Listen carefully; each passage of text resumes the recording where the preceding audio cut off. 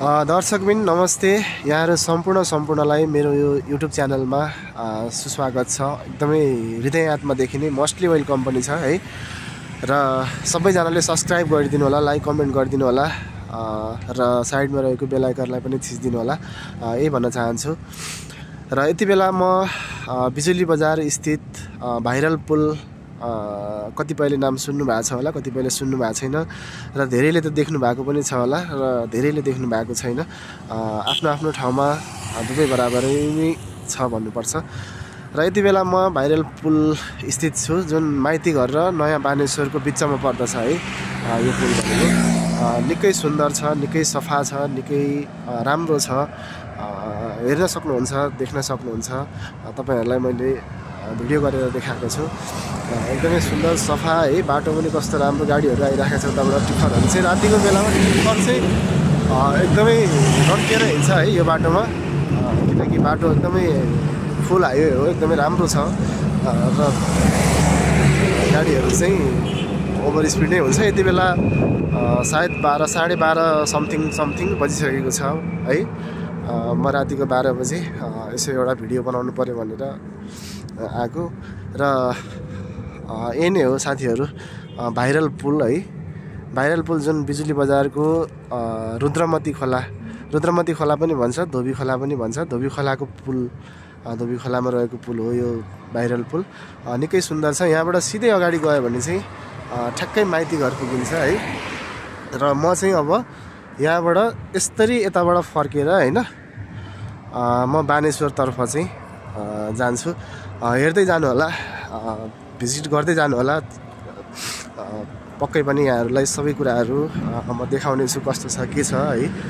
सायद अब सबै चाहिँ नदेखिएला, तर पनि म सकेसम्म क्यामेरामा अटेसम्म चाहिँ तपाईँहरू माझमा ल्याएर देखाउने प्रयास गरिरहेको छु। र यहाँहरूले एकदमै साथ सपोर्ट चाहिँ पक्कै पनि गरिदिनु होला। निकै सुन्दर छ, निकै राम्रो छ। हेर्नुहोस् है, झिलिमिली साइडतिर पनि एकदमै जस हाम्रो बालेन सरले चाहिँ यति राम्रो बनाइदिनु भएको छ कि यो ठाउँलाई जसको बयान गरेर कुनै बयान गरी साध्य नै छैन कि। त्यति राम्रो छ, त्यति राम्रो, त्यति सफा है। एकदमै धुलो धुवा केही उड्दैन।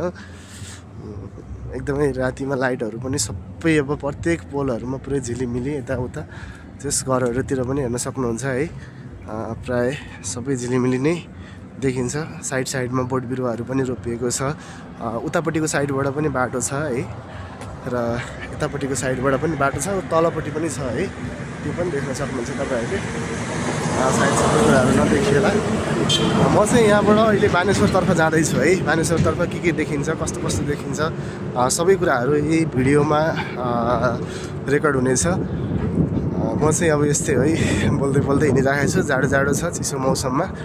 सायद मैले आफूतिर चाहिँ क्यामेरा फर्काइनँ, क्यामेरा चाहिँ मैले अगाडितिर मात्रै फर्काएँ है।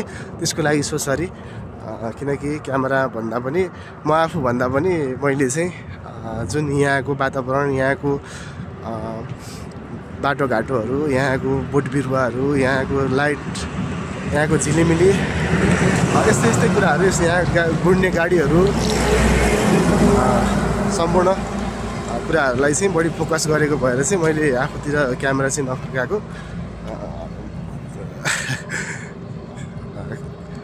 क्यामेरामा देखिएन भनेर कसैले पनि मन नदुखाउनु होला। म बानेश्वरतर्फ जाँदैछु।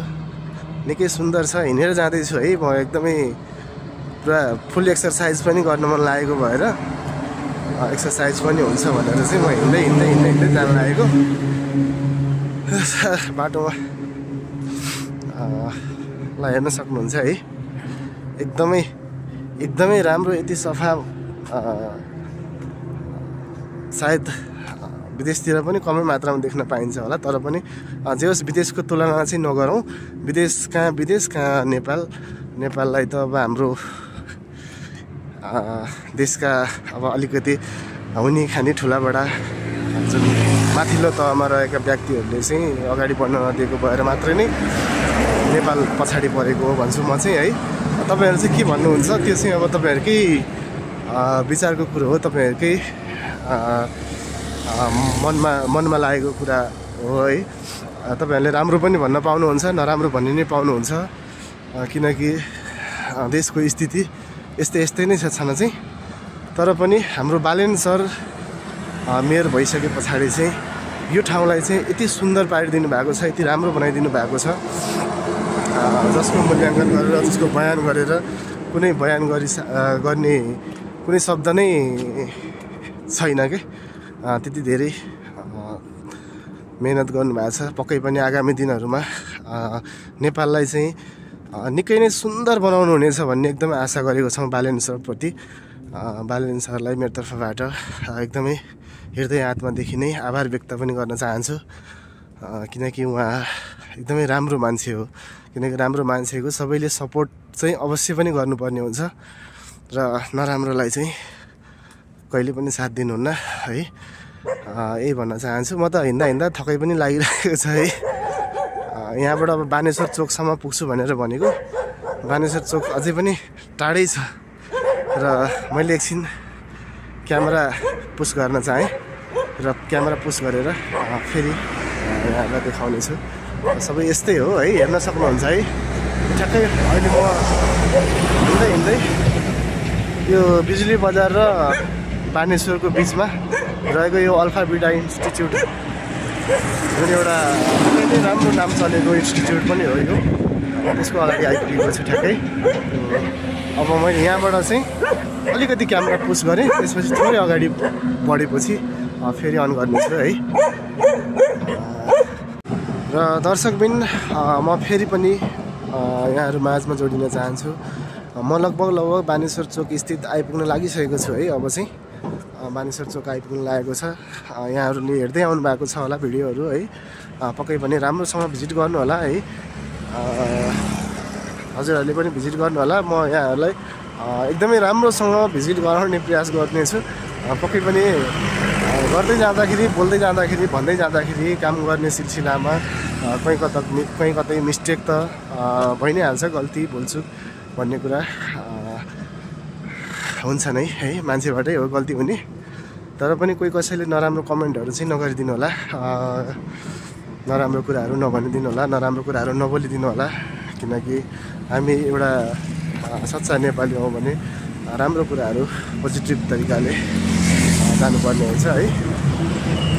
सबै कुरा नराम्रो पनि हुँदैन, सबै कुरा राम्रै पनि हुँदैन है। काम गर्दै जाँदाखेरि, काम गर्ने सिलसिलामा अनेकौँ दुःख कष्ट, अनेकौँ सङ्घर्षहरू, अनेकौँ पीडा बाधा हरेक कुराहरू सहनुपर्ने हुन्छ। कहिले जिन्दगीमा खुसीको मोड आउँछ, कहिले दुःखको मोड आउँछ, कहिले कस्तो मोड आउँछ, कहिले कस्तो मोड आउँछ, कुन दिन मान्छेको जिन्दगी नै समाप्त हुन्छ, त्यो भन्ने कुरा सबै कुरा भगवान्को हातमा छ। र म यति बेला ठ्याक्कै बानेश्वर चोकनिर रहेको आकाशे पुल ओभरहेड ब्रिजको ठ्याक्कै मुनि आइपुगेको छु है। यहाँभित्र यो माथि गएर पनि मलाई भिडियो बनाउन मन लागेको थियो, लाग्न चाहिँ। तर अब अहिलेलाई चाहिँ म माथि चढिनँ, म तलैबाट बिस्तारै हिँड्दै जान्छु। यहाँ अगाडिपट्टि ठ्याक्कै चोक छ, रेड लाइट बलिरहेको रहेछ है। यहाँले देख्नु भएको छैन, लाइटहरूले गर्दाखेरि चाहिँ अलिकति एक्स्ट्रा लाइट जुन कस्तो फोकस जस्तो देखियो, लाइटको फोकसले चाहिँ अलि आएको छ। एनिवे त्यस्तो खासै केही पनि होइन। रेड लाइट बलिरहेको रहेछ, म त हिँडेर आइरहेको छु। अब यो रेड लाइट क्रस गरौँ कि नगरौँ है। यहाँ बसौँ भने टाइम लस हुन्छ होला। बिस्तारै जाँदैछु, ठ्याक्कै बानेश्वर चोकमा आइपुगेँ है। हेर्नुहोस्, निकै सुन्दर छ, निकै राम्रो छ। यतापट्टि हाम्रो मेन्टेनेन्सको काम पनि भइराखेको रहेछ है। अझै बन्दैछ, बनाउँदै हुनुहुन्छ। र यतापट्टि पनि हेर्नुहोस्, यो चाहिँ बानेश्वर चोकबाट पुरानो बानेश्वरतर्फ जाने बाटो, जुन यहाँबाट पुरानो बानेश्वर हुँदै गौशाला, पशुपति, चाबेल हुँदै चक्रपथ है, बस पार्क, यहाँबाट सिधै पुगिन्छ। ठ्याक्कै हेर्न सक्नुहुन्छ कस्तो राम्रो लाइटिङहरू छ है, झिलिमिली। निकै सुन्दर छ काठमाडौँ। पक्कै पनि एउटा सबैजनाको सपनाको सहर भनेर पनि चिनिन्छ काठमाडौँलाई। एउटा सपनाको सहर नै हो। जस यत्तिको भयो भने चाहिँ नेपाल चाहिँ पक्कै पनि सुन्दर र राम्रो देखिनेछ। अब यतिको पनि नभए त के गर्नु, र अझै पनि बनाउँदैछन्, तर पनि अब अलिकति बन्न नदिएको कारणले गर्दाखेरि मात्रै अलिकति पछाडि परेको। एनिवे यस्तै नै छ भन्नुपर्छ। ल त दर्शकबिन, अब यहाँहरूलाई धेरै लामो भिडियो पनि बनाएर हाल्न चाहिन। अब अन्तिम स्टेजमा आइपुगेको हुनाले पक्कै पनि यस भिडियोलाई चाहिँ सबैले माया गरिदिनु होला, सबैले हेरिदिनु होला, सबैले सब्सक्राइब गरिदिनु होला, सबैले लाइक गरिदिनु होला, सबैले कमेन्ट गरिदिनु होला, र साइडमा रहेको बेल आइकनलाई पनि थिचिदिनु होला, किनकि मेरो भिडियो आउँदाखेरि सबैभन्दा फर्स्टमा चाहिँ तपाईँकोमा नोटिफिकेसन पुगोस् कि त्यस्तो गरिदिनु होला। पक्कै पनि यहाँहरूलाई एकदमै राम्रो सन्देशमूलक भिडियोहरू बनाएर ल्याउनेछु, किनकि यो भनेको त मेरो भर्खर स्टार्टिङ भिडियोहरू हो, र योभन्दा पछाडि धेरै सन्देशमूलक, धेरै न्युजहरू, धेरै राम्रो कुराहरू सबै कुरा बनाएर लिएर आउनेछु।